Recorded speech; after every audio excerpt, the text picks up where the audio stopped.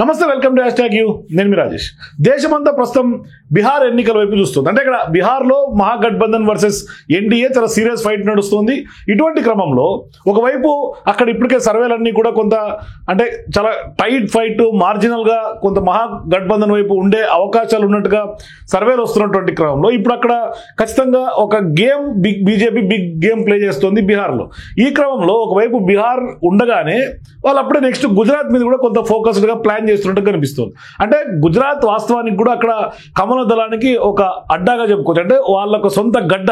అది అమిత్ షాకైనా మోడీకైనా ఇట్లా చాలా మంది బీజేపీ అగ్రనాయకులందరికీ కూడా గుజరాత్ అడ్డా. మరోవైపు వాళ్ళకి అక్కడ పెద్ద ఎత్తున వ్యాపారవేత్తలందరూ కూడా కొంత బీజేపీకి అనుకూలంగానే ఉంటారు. కొన్ని సుదీర్ఘంగా దశాబ్దాలుగా బీజేపీ అక్కడ వరుసగా విజయం సాధిస్తూ వస్తుంది. ఖచ్చితంగా అంటే గుజరాత్ గడ్డపైన బీజేపీ గెలిస్తే ఖచ్చితంగా దేశంలో కూడా మన వాళ్ళే ఆధిపత్యం, అట్లాగే అక్కడ కూడా బీజేపీనే కొంత అధికారంలోకి వస్తుంది, ఎన్డీఏనే అధికారంలో ఉంటుంది అని నమ్మే వాళ్ళు చాలామంది ఉంటారు.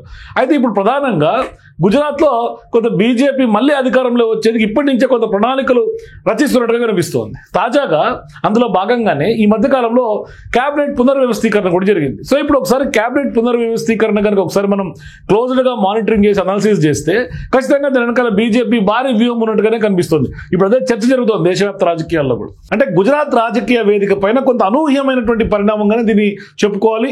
అయితే ఇది కొంత ప్లాన్గానే చేసినట్టుగా కూడా కనిపిస్తోంది. నితీష్ కుమార్ క్యాబినెట్లోకి గురువారం తాజాగా 11 మంది మంత్రులు రాజీనామా చేసి కొత్త క్యాబినెట్ ను బీజేపీ తాజాగా శుక్రవారం ఏర్పాటు చేసింది. ఇదంతా కూడా ఊహించినటువంటి పరిణామంగా మనకు కనిపించినప్పటికీ వ్యూహాత్మకమైనటువంటి పరిణామంగా బీజేపీ చేస్తోంది. ఇదేమి గందరగోళం లేదంటే ఖచ్చితంగా వ్యూహాత్మకంలో భాగంగానే ఇదంతా కూడా రాజకీయం జరిగిందని రాజకీయ విశ్లేషకులు కూడా కొంత క్లారిటీ ఇస్తున్నారు. అయితే గుజరాత్ వాస్తవానికి బీజేపీకి ఇది కొత్త ఏం కాదు. ఇక్కడ రాజకీయ రీఫ్రెష్ బటన్ లాంటిది గుజరాత్. అంటే కొంత మార్పు పట్ల భయం లేకుండా దానిని మానసికంగా స్వీకరించే సంస్కృతి అక్కడ బీజేపీ బాగా అలవాటు చేసుకుంది. అక్కడ నాయకులకు కూడా అలవాటు. అంటే గత 3 దశాబ్దాలుగా గుజరాత్ బీజేపీకి ఒక పొలిటికల్ ల్యాబొరేటరీ లాంటిది. అంటే ఇక్కడ ప్రయోగాత్మకంగా చాలా వరకు కొంత ప్రయోగాలు చేస్తూ ఉంటుంది బీజేపీ. ఇక్కడ పార్టీ ప్రతిసారి సరికొత్త వ్యూహాలను అమలు చేస్తూ ఓటర్ల విశ్వాసాన్ని కొంత చూరగొంటున్నటువంటి సందర్భాలు ఉన్నాయి గుజరాత్లో. సో ఇప్పుడు క్యాబినెట్ పునర్వ్యవస్థీకరణ, స్థానిక నాయకత్వ మార్పులు ఇవన్నీ కూడా గుజరాత్ బీజేపీ కొత్త ఏమీ కాదు. వాస్తవానికి గతంలో నుంచి కూడా వాళ్ళకి తెలిసినటువంటి అంశాలే. కానీ ప్రతిసారి కొత్త ముఖాలు క్యాబినెట్లోకి వస్తున్న పార్టీ సిద్ధాంతం మాత్రం అంచెలంచెలుగా ఆ విధంగానే ప్రజల్లో బలంగా ఉంది. ఇదే గుజరాత్ బీజేపీని కొంత సంస్కరణలతో కొంత స్థిరత్వంగా మార్చే ప్రయత్నంగా చేసింది అక్కడ లోకల్గా పార్టీ అని కూడా చెప్పుకోవచ్చు.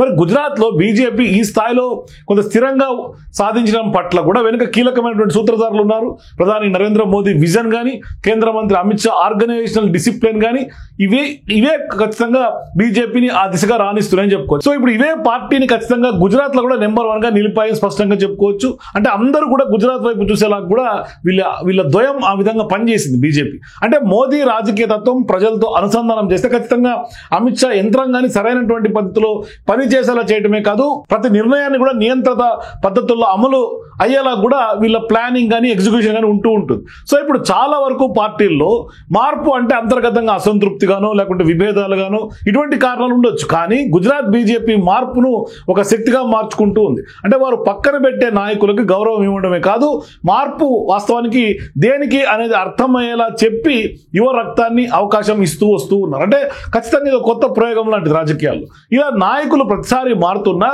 పార్టీ సిద్ధాంతం మాత్రం ఎప్పటికీ ఒకేలాగుంది గుజరాత్లో. సో ఇప్పుడు గుజరాత్లో బీజేపీ ప్రతిసారి ఒకే సిద్ధాంతాన్ని ఖచ్చితంగా ఆచరణలో పెట్టింది. క్యాబినెట్ పునర్వ్యవస్థీకరణ అనేది పార్టీకి ప్రమాదం కాదని, అదే రాజకీయ వ్యూహం అని చాటి చెప్పింది కూడా అక్కడ ఉన్నటువంటి నాయకత్వానికి, ప్రజలకు కూడా. ప్రతి 5 సంవత్సరాలకు ఒకసారి పార్టీ తనంతట తానుగానే కొంత రీడిజైన్ అవుతూ ఉంటుంది బీజేపీ గుజరాత్లో. సో ప్రజల్లో అప్పటిదాకా పాలించినటువంటి నాయకుల పైన చిరాకు లేకుంటే కొంత యాంటీ ఇన్కంబెన్సీ కలగకుండా వెంటనే వారి స్థానంలో వేరే వారిని పెట్టి అభివృద్ధికి ఖచ్చితంగా ముందుకు తీసుకెళ్లి అభివృద్ధి ఎజెండాగా పనిచేయడం, అభివృద్ధిని ముందడుగా వేసేటట్టుగా కొంత ఆ దిశగా అడుగులు వేయటం. ఇదే కారణంగా గుజరాత్లో బీజేపీ 3 దశాబ్దాలుగా ఓటర్ల విశ్వాసాన్ని కోల్పోకుండా నిలుస్తోంది. వరుసగా బీజేపీ గెలుస్తోంది.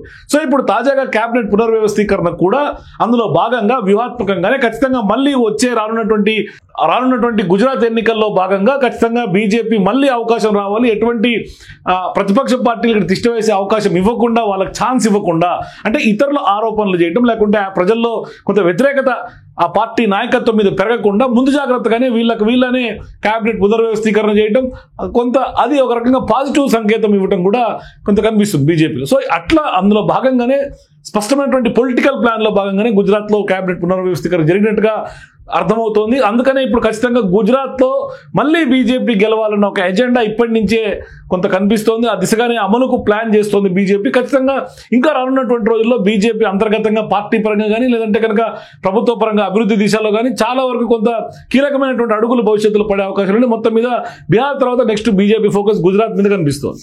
సో మీరు కూడా క్యాబినెట్ పునర్వ్యవస్థీకరణ నిజంగానే మోదీ ప్లాన్లో భాగంగానే జరిగిందా? మీ అభిప్రాయాల కింద కామెంట్స్ తెలియజేయండి. For more videos please watch #.